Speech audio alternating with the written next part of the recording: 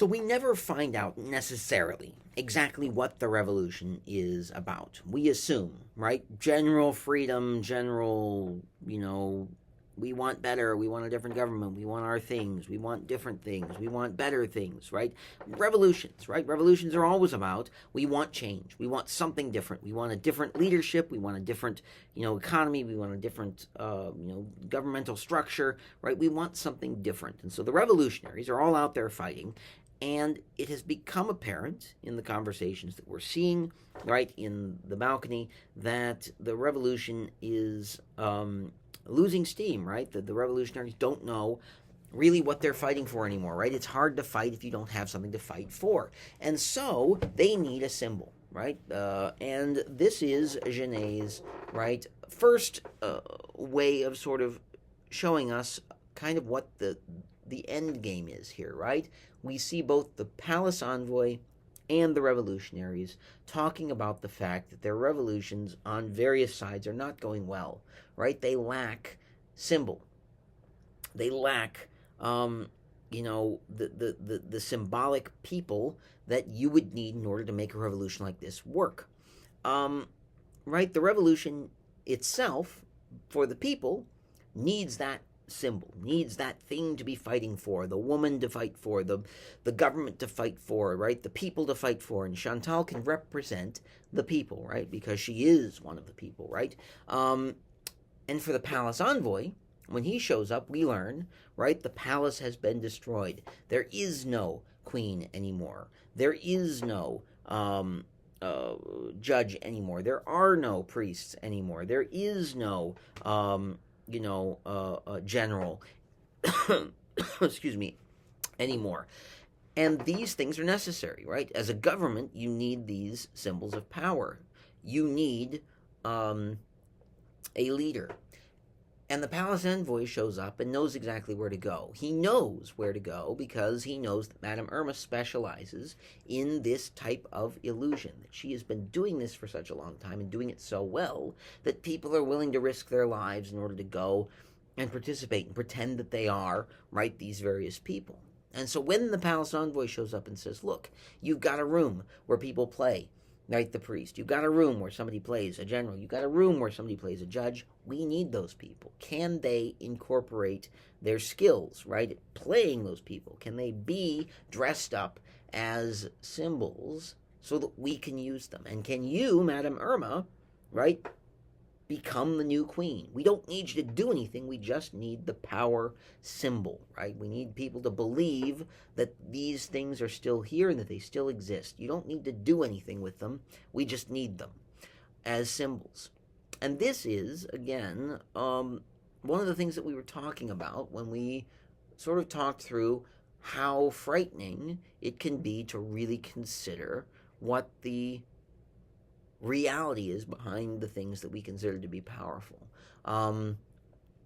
We talked about an example with money where, right, a dollar bill is printed on the same type of paper as a $20 bill, is printed on the same type of paper as a $100 bill, that all of them, right, are basically the same sort of paper with different printing on the top, right, with different does it cost $100 to make a $100 bill? Does it cost $1 to make a dollar bill?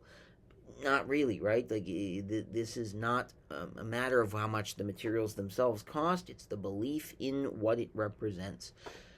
We have exactly the same thing with this play on government within the balcony, where Genet is telling us that as we look at the symbols around us, the symbols of lights, for example, at crosswalks, the symbols of money in our pockets, and the printing and the pressing that is on our coins, right? Right? If a penny actually is worth more than a penny because of the materials that it's made of, why do we assign the lower value, right? This is one of the reasons why the penny has gone away at this point in time, because it will cost so much more to make than it actually was worth.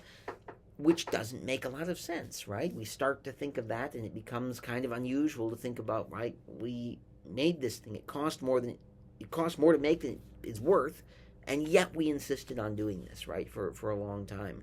And whenever that threshold was crossed, right, something is worth, right, only this much, but it cost more to make. Whenever that threshold was crossed, why didn't we immediately say, well, then we need to stop doing this, right? Well, the symbol was still there. The symbol was still important.